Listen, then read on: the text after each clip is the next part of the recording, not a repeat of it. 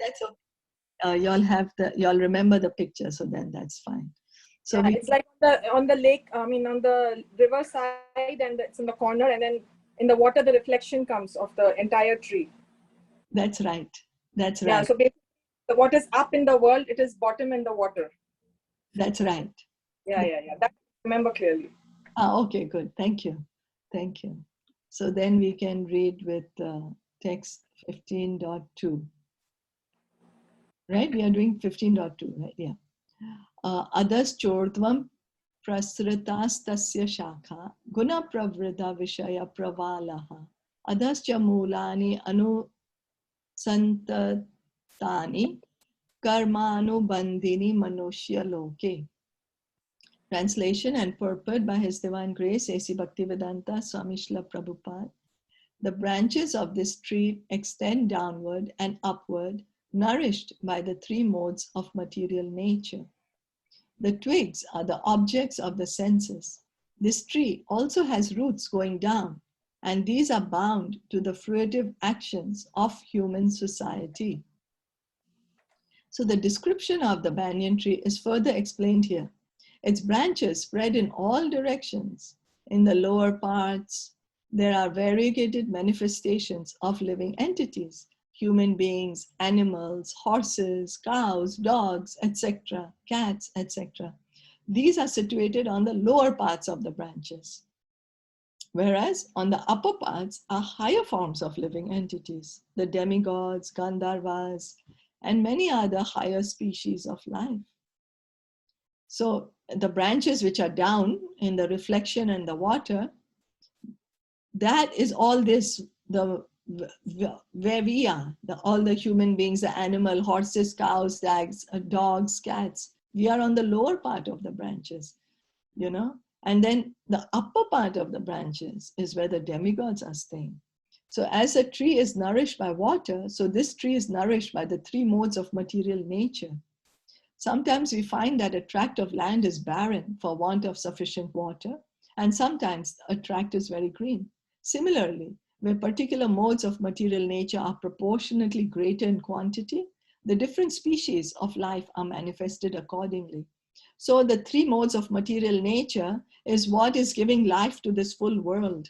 And then what body we take on, it depends on what quality of the modes that we are in, how much passion and how much goodness, the different and ignorance, the different permutations and combinations of these three modes. That's why there is 8,400,000 species of life.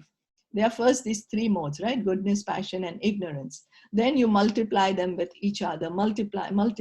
And that's why there is 8,400,000 species of life. Depending on how we want to enjoy, you know. Based on that, we have different senses, different eyes, different nose. Like the eyes of a pig is different than a human being's eyes. The mouth of a pig is different than human being. Although we are all living entities, although we are all souls, it's not that the pig is not a soul and that only the living being is a soul. No, the pig is also a soul. We have been in a pig's body before, but we can't remember it. It just depends on which modes we are entangled in at which time. The twigs of the tree are considered to be the sense objects. By development of the different modes of nature, we develop different senses. And by the senses, we enjoy different varieties of sense objects. So, for example, sense objects is what? Like form. We like to see something, or we like to hear something, we like to eat something. So depending on what modes we are in. So what a pig likes to eat is very different than what a human being likes to eat. You know, if we are to eat a pig's food, we won't be able to do it because we are in different modes of nature, right? But then if we behave like pigs, even in a human being, and eat whatever and whenever and however, then we are creating a pig body for ourselves in the next life.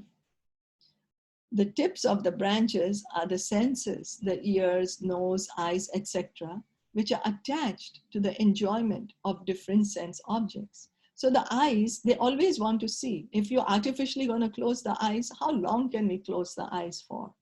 How long? The eyes just want to see. One day or the other, we will open them because we will be pushed by the eyes to see. And ears, if we close that, I'm not going to hear anything. I'm going to put things inside my ears. I'm not going to hear. How long will we do that? We will be pushed to open our ears again. Speaking, how long can we keep quiet for? How long? People might do it for 10 years, 20 years, 30 years. But then even though they're not talking, they will write down something. So that is also speaking. So the senses always are seeking. They are always attached to the sense objects. Means sense objects are, for example, the sense is eyes. So the sense object is form, to see something. Sense is ear. So sound is the sense object. So then all this, we can't stop it artificially. It is going to happen. So the best thing to do is to engage our senses in, like, for example, we want to see, so see the form of the deity of Krishna. See the devotees, you know. We want to hear Kirtan, hear the holy name, hear the glories of Krishna from Bhagavatam and Bhagavad Gita. Like this, the senses will get purified and we do not need to take another body again.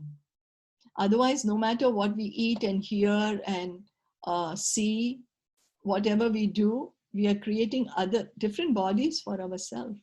Even by eating, what we are eating, we are creating different bodies. What we are seeing, we are creating different bodies based on that.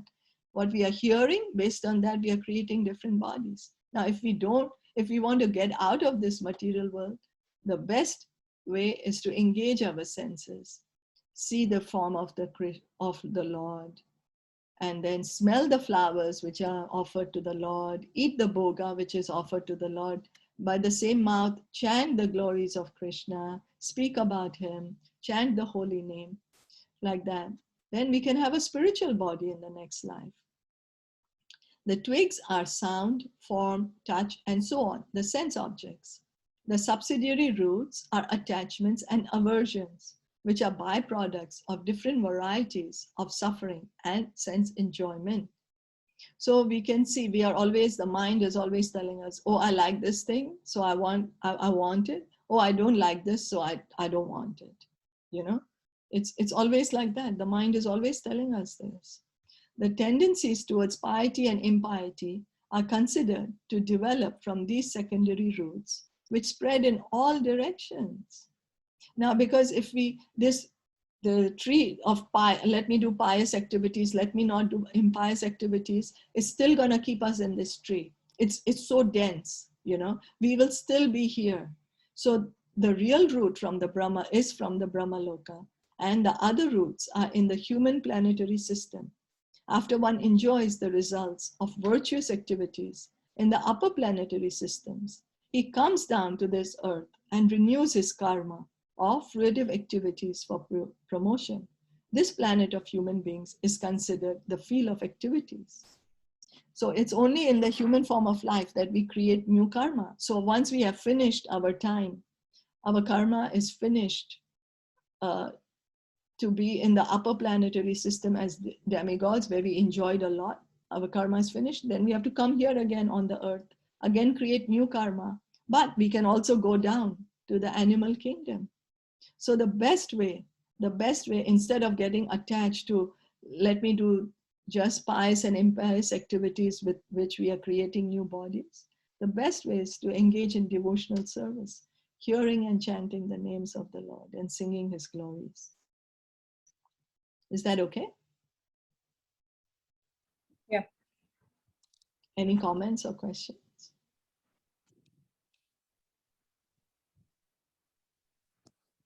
If no, then we can stop here. Srimad Bhagavad Gita ki jai, Srila Prabhupada ki jai, Gaura Bhakta Vrinda ki jai. Thank you for joining.